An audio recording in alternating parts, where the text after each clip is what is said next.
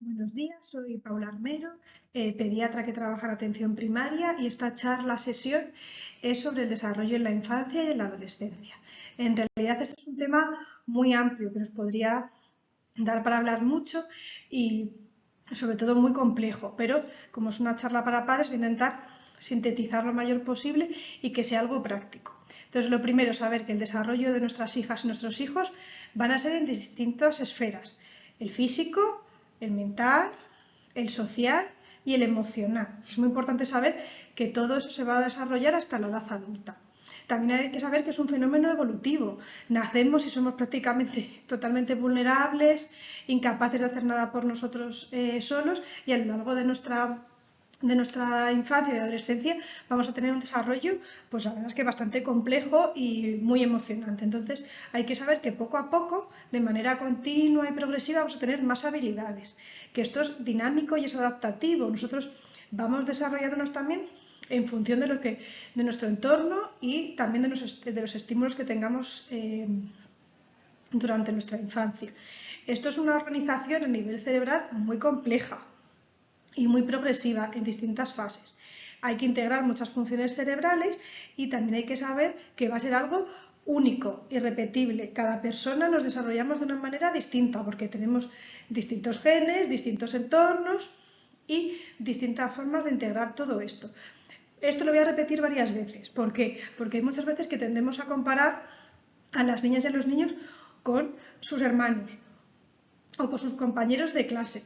Y es verdad que muchas veces eso no es justo porque no partimos de la misma base y además porque dentro de que todo pueda ser normal, veremos que los niños pueden tener desarrollos un poco distintos. Entonces, es muy importante saber que el desarrollo lo podemos contemplar desde un punto biológico, donde hablamos de genética, que es esos genes que tenemos en nuestro ADN, que parte es una herencia, que como nuestro color de pelo o nuestro color de ojo no va a cambiar, salvo que nos pongamos lentillas o nos pongamos un tinte en el pelo, que es verdad que pueden aparecer, en medicina hablamos de mutaciones de novo, cosas que no hemos heredado de nuestros padres, pero pues en el periodo embrionario pues, pueden aparecer mutaciones nuevas, que es verdad que esto lo solemos relacionar con patologías, por eso no voy a seguir, porque en principio todo lo que hable hoy va a ser un desarrollo en pacientes sanos. Entonces, por lo tanto, hay una genética que podemos decir que es estable, pero luego tenemos una genética que sí que es cambiante, es lo que llamamos la epigenética. Sabemos que hay unos genes que se expresan o se inactivan en función de cambios externos. Entonces, es muy importante también el ambiente, no podemos separar en el desarrollo una cosa de la otra. Cómo sea nuestro entorno, cómo sea nuestra familia, el vínculo que establezcamos, los afectos, los estímulos, tanto positivos como negativos, esto es muy importante recalcarlo, el entorno social, cultural. Y también sabemos que el tipo de alimentación, el tipo de sueño que tengamos, las enfermedades y además en etapas ya más tardías incluso, pues redes sociales o pantallas, todo eso influye en cómo nos desarrollamos. Hay distintas teorías desarrolladas hace ya bastantes décadas en cuanto a cómo el aprendizaje o cómo se desarrolla la infancia y la adolescencia. Es muy conocido Piaget, donde dice que el aprendizaje es a base de la experimentación, y Vygotsky, que parece como que están contrapuestos porque dice que todo ese aprendizaje depende mucho del entorno social y cultural. Y en realidad los dos tienen razón. Lo que se ha visto es que no podemos separar una cosa de la otra. Además, lo que también se ha visto hace unos cuantos años, a raíz de cuestionarios hechos a adultos en Estados Unidos, es que las experiencias traumáticas en la infancia, lo que llamamos experiencias adversas en la infancia, que son eventos traumáticos como maltrato, separación de padres, abusos, incluso guerras, tienen una gran importancia en ese impacto que hace en nuestro desarrollo.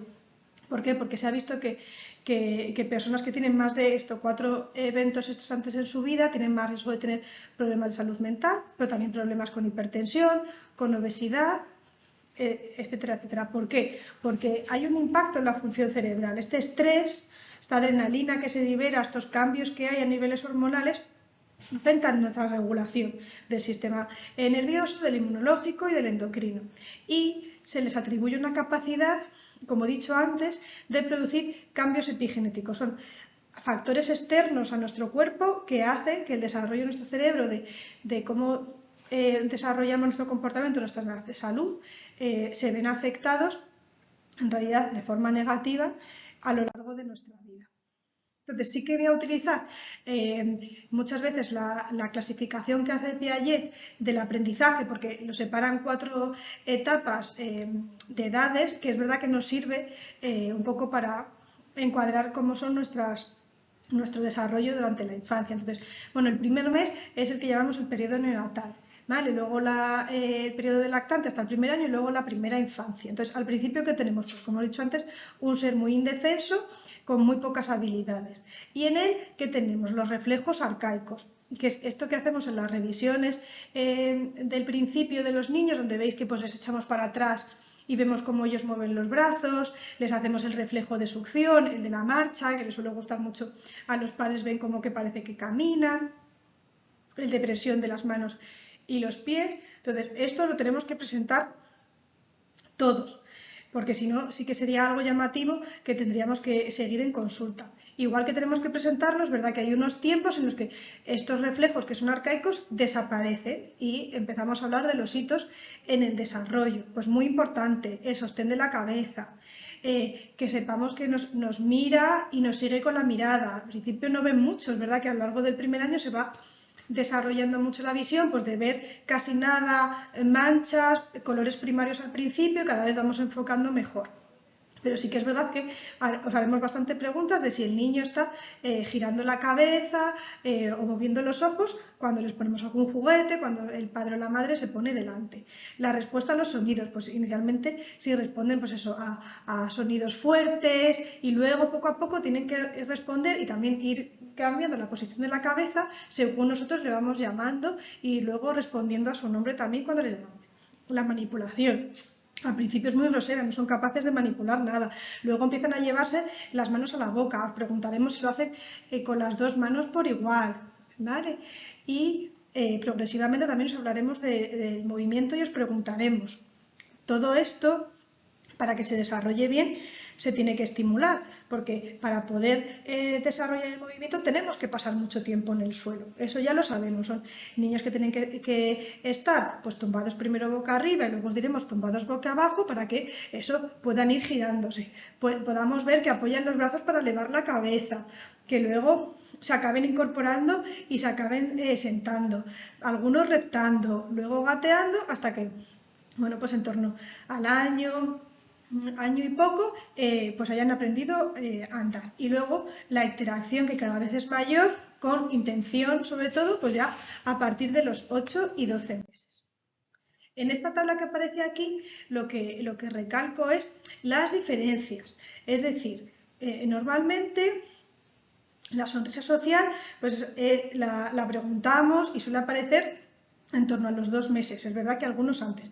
Tenemos un poquito de margen, hay veces que no somos todos perfectos. El sostén cefálico, pues desde las 3 semanas, pero sobre todo ya a partir de los 2 meses, 2 o 3, nos tenéis que decir que la sostiene perfectamente.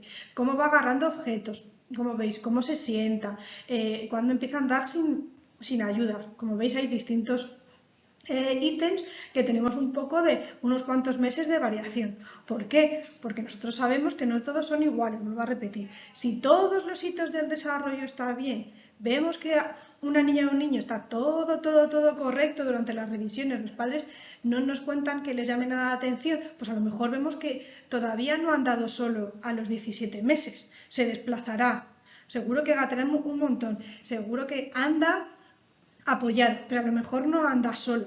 Pues os podemos decir que le vamos a dar un poco de margen. Si existen varios hitos del desarrollo que no se cumplen, es verdad que ahí tenemos que hacer un seguimiento más específico, pero para que sepáis que no todos son iguales, no todos empiezan a andar a la vez, ni a hablar, etcétera, etcétera. Entonces, también esta etapa de los 0 a los 2 años, en la que es sobre todo el sensor y el motor que dice Piaget. Es una época de total exploración y manipulación. Al principio imitan todo, por eso es muy importante el estímulo de los padres, porque van a aprender mucho de nosotros y nos van a imitar, porque somos su referente.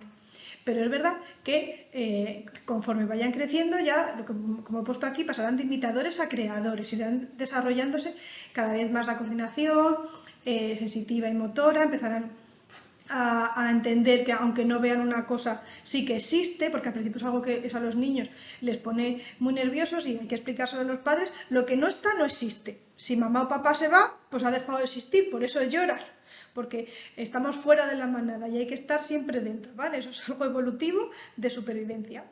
Y ya al final de los 2 años el juego simbólico es fundamental. Pues jugar a mamás y papás o con la cocinita o demás, a través de esos estímulos y de ese juego aprenden muchísimo. Más adelante, entre los 2 y los 7 años, pues ya es un despegue en cuanto al lenguaje. Empiezan ya a relacionarse. Es verdad que al principio, hasta los 2 años, hay veces que no tienen gran interés por sus iguales o incluso a veces lo que les llama la atención son niños mayores. Pero es verdad que ya en esta etapa sus amigos y cómo se relacionan es fundamental.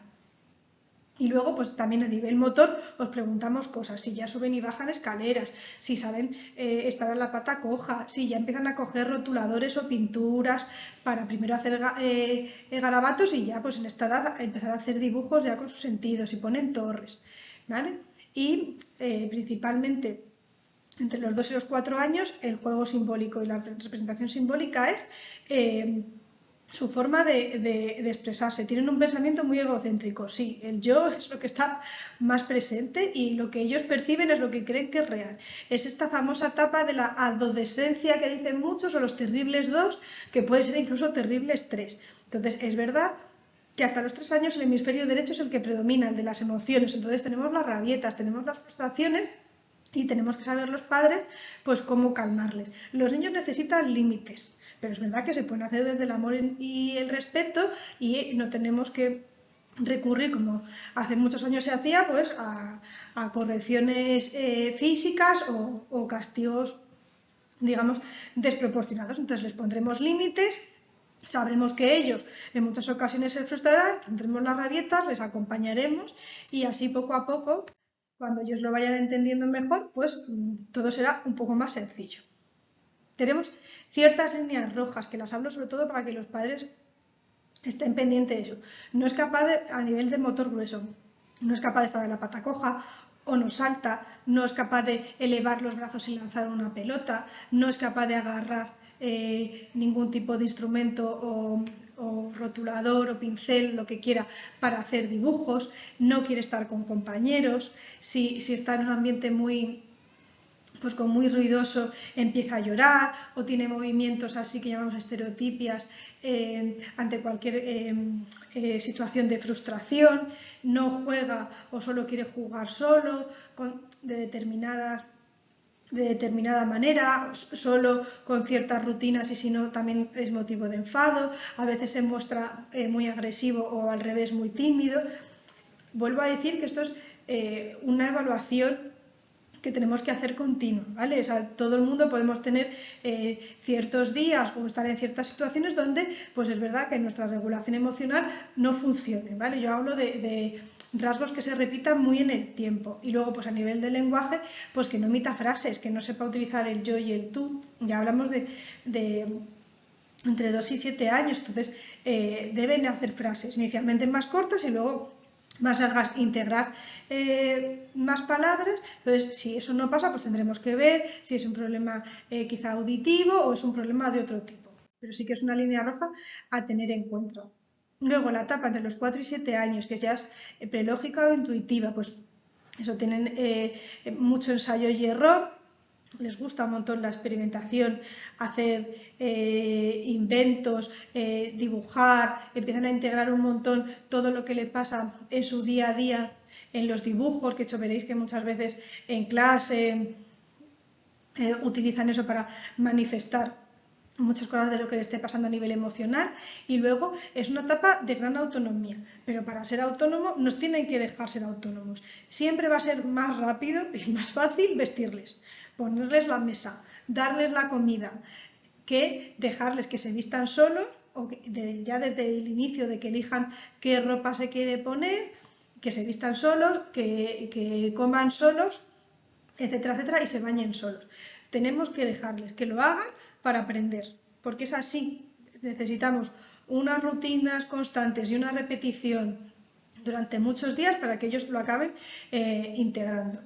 Luego también es una fase en la que ya empezamos con la lectoescritura. También tenemos un margen, ¿vale? Es verdad que en los colegios, pues a partir de 3 se empieza ya pues, con las letras del abecedario y poco a poco pues escribiendo su nombre, cosas que reconozcan, y ya al final de esta etapa con la lectoescritura ya establecida. Vuelvo a repetir, los niños son diferentes.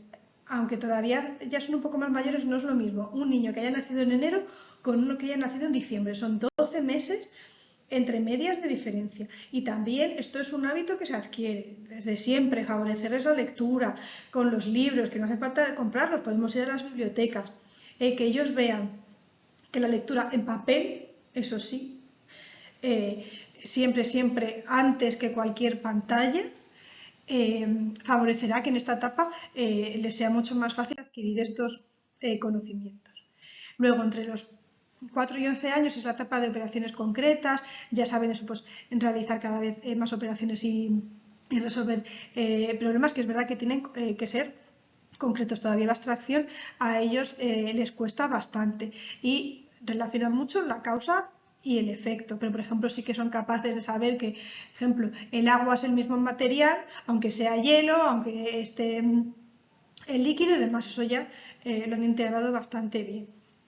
También es una etapa en la que ya podemos ir teniendo ciertos conocimientos en cuanto a nuestro cuerpo, por ejemplo, en cuanto a la vida y la muerte, empiezan ya a tenerlo muy integrados, de saber que cuando alguien ha fallecido ya no vuelve. Entonces es verdad que, por ejemplo, en estas etapas, si ha habido algún fallecimiento con alguien cercano y demás, es recomendable siempre que se lo expliquemos de una forma adaptada a sus conocimientos, ¿vale? Pero que es verdad que ya son bastante conocedores de todas estas cuestiones.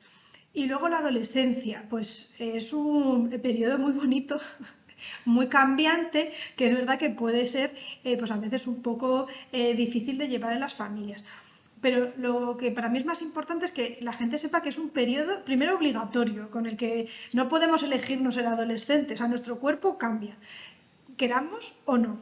Nuestro cerebro sigue cambiando, o sea, podemos ver a una hija o un hijo muy grande, más altos que nosotros, que pesen más que nosotros, que estén pendientes de otras cosas como los adultos, pero en realidad su cerebro todavía no ha terminado de formarse. Incluso la sociedad americana dice que la adolescencia termina a los 21 años. Entonces, para mí eso es muy importante, que la gente sepa que, aunque parecen muy grandes, todavía son adolescentes.